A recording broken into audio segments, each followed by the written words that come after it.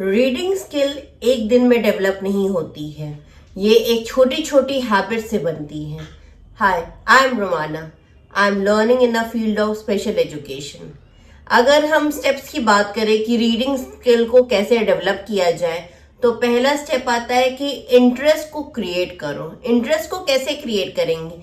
पहले बच्चे की दोस्ती बुक से कराओ, जैसे पिक्चर बुक, शॉर्ट स्टोरीज, कुछ इंटरेस्टिंग जिसमें बच्चों का फोकस जाए, बच्चे पसंद करें, कलरफुल बुक्स। ये सारी चीज़ों से बच्चों को अट्रैक्शन फील होगा उस बुक से, इंटरेस्ट फील करेंगे बच्चे, थोड़ा सा देखेंगे कि हाँ कुछ नई चीज़ें हैं उस बुक के अंदर, तो कहीं ना कहीं वो एक इंटरेस्ट डेवलप होगा बच्चे के अंदर और बच्चा उस बुक से जुड़ना शुरू करेगा या उसमें इंटरेस्ट दिखाना शुरू करेगा या उसको पसंद करना शुरू करेगा।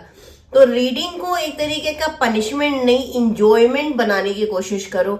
बच्चे को कुछ क्रिएटिव चीज़ें दो जिससे वो ज्वाइन करे और वो सारी चीज़ें कलरफुल वे में आ जाए सामने, तो वो एक मज़ा मतलब बच्चे के लिए रहेगा, इंटरेस्टिंग पार्ट रहेगा। सेकेंड चीज़, साउंड से शुरू करो। जैसे ABC रटवाने से बेहतर है कि लेटर साउंड सिखाओ, जैसे क अ ट, क एट कैट, ड ओ जी, ड ऑग डॉग। तो ऐसे स्टेप स्टेप को तोड़ के हम लोग एक एक पूरे वर्ड को बनाएंगे जिससे बच्चा लर्निंग और उसमें इंटरेस्ट दिखाएगा और एक तरीके का वो गेम चेंजर का आपके लिए काम करेगा और बच्चे उस चीज़ को समझेंगे। थर्ड पॉइंट क्या होगा कि रीडिंग को अलाउड करिए, लाइक रीडिंग तेज करवाइए, थोड़ा सा जोर से खुल के बच्चा बोलना सीखे, जैसे पेरेंट्स या टीचर पहले पढ़ें।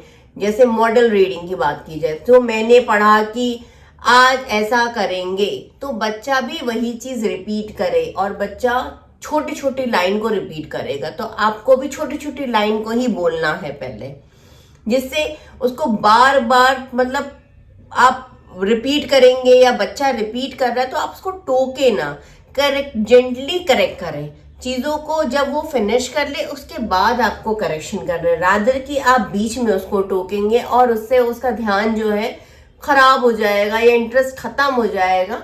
आप सेंटेंस को खत्म होने के बाद बच्चे से उस करेक्शन की बात करेंगे। इससे क्या होगा, कॉन्फिडेंस उसका बना रहेगा।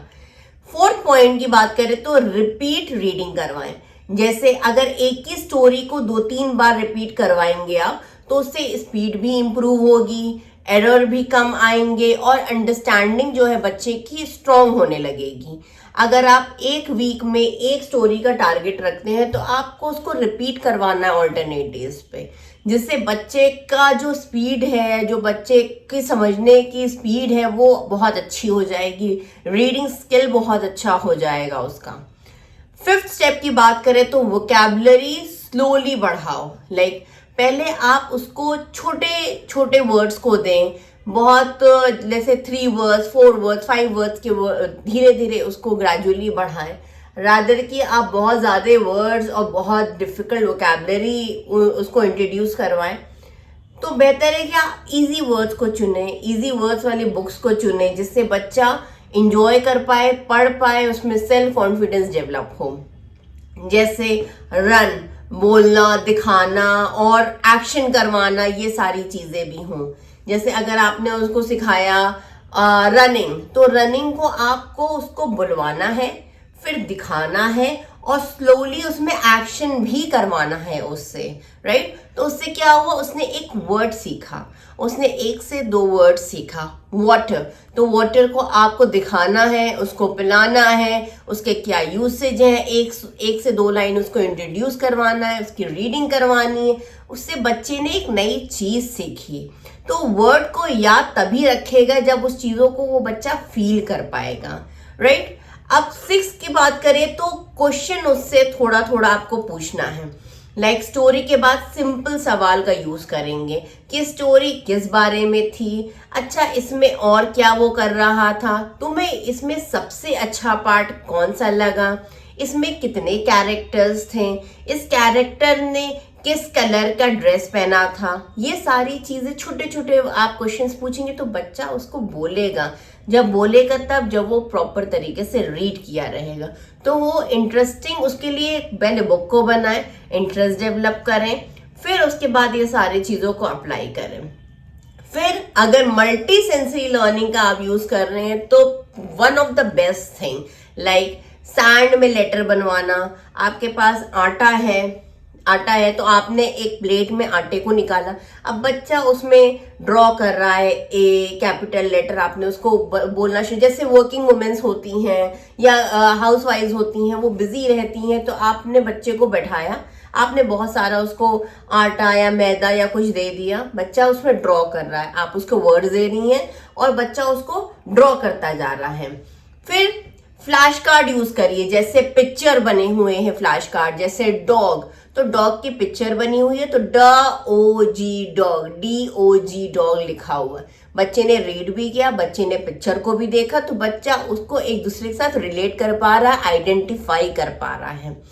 थर्ड है, ऑडियो को एक स्टोरी में ही आप डाल दीजिए, जैसे कोई स्टोरी आप सुनाइए या बेड टाइम स्टोरी सुनाइए तो ऑडियो में डाल दीजिए, ताकि बच्चा उसको सुन रहा है, बच्चा उसको सुनेगा, बच्चा एक एक वर्ड्स को पकड़ेगा, आपसे उसका बारे में बात करेगा, तो कहीं ना कहीं एक डिस्कशन होने से भी माइंड में वो चीज़ें बैठ जाती हैं, उससे बहुत अच्छा रीडिंग स्किल, लिसनिंग स्किल, सारी चीज़ें डेवलप हो जाती हैं।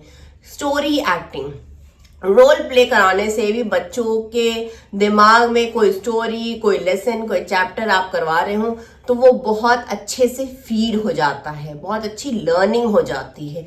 तो रोल प्ले करवाएं, और जितना ज़्यादा आप सेंसेस यूज करेंगे उतनी ज़्यादा स्ट्रांग रीडिंग होगी बच्चे की।